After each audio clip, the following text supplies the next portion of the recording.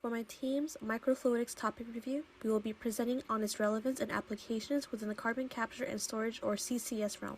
CCS is the process of trapping carbon dioxide produced by fossil fuels or chemical or biological processes, and then storing it so that it's unable to affect the atmosphere. We will be exploring how microfluidics relates to these carbon capture topics: manufacturing CCS devices, carbon storage in reservoirs, mass transfer of CO2, and scaling carbon capture processes. Manufacturing new carbon capture devices. In the left section, this example shows a microfluidic device being used to create PDMS microcapsules containing a potassium chloride solvent. The thin PDMS walls can selectively allow CO2 to pass through into the solvent, trapping the CO2. On the right, an example where an oil-water microemulsion is passed through a glass microfluidic device to create oil spheres. The oil spheres are dried and carbonized to create porous carbon spheres that can trap and store CO2. Now, both of these examples create a carbon capture device that is shelf-stable and reusable, but are still limited to small-scale uses. Investigating carbon storage. Researchers are investigating how CO2 can be injected into underground depleted hydrocarbon reservoirs. The conditions in these reservoirs could lead to the formation of CO2 hydrates. Figure 3 shows the formations of these hydrates, which look like small salt crystals. And just like salt crystals, they can foul up and clog equipment. This study recreates the conditions of these reservoirs on a microfluidic device pictured in Figure 4. The conditions replicated a variety of salinities, temperatures, and pressures to characterize when CO2 hydrates form, and hopefully this can be used to influence real-world carbon storage. Microfluidics can be used to study the mass transfer of CO2. The left images show high-pressure microfluidics tests to examine the mass transfer process of CO2 in water. They measured the volume change of CO2 bubbles at various phases in a T-junction and derived the volumetric mass transfer coefficient from that. High-pressure testing is important because it mimics reservoir conditions. Results showed that CO2 at supercritical and liquid gas phases had better mass transfer coefficients when traveling at increased velocities.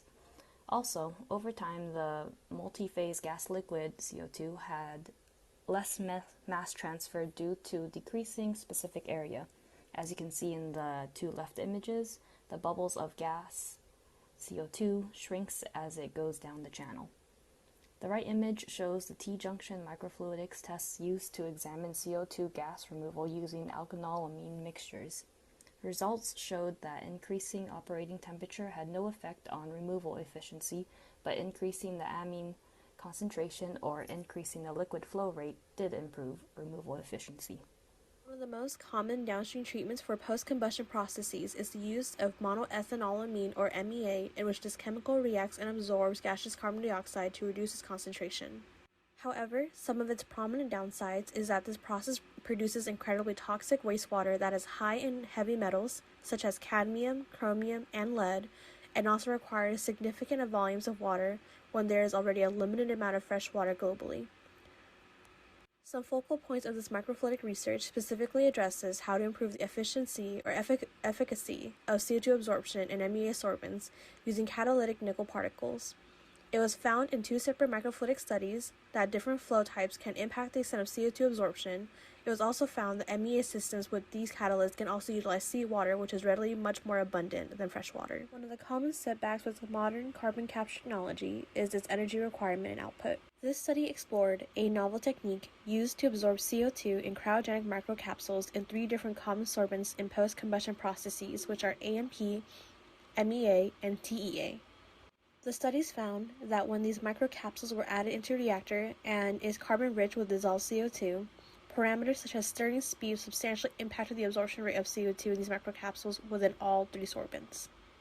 Overall, utilizing low temperatures to create the microcapsules and holding the system at a lower temperature had a positive effect on the absorption capacity of all of the samples and the microcapsule properties as well. Some results also showed that the system had faster absorption kinetics, also due to increased surface properties of the microcapsules.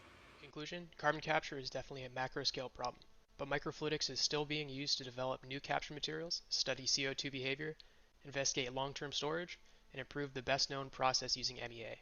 Recent studies using microfluidics have made advancements to reduce energy consumption and use of toxic materials for the carbon capture and storage process.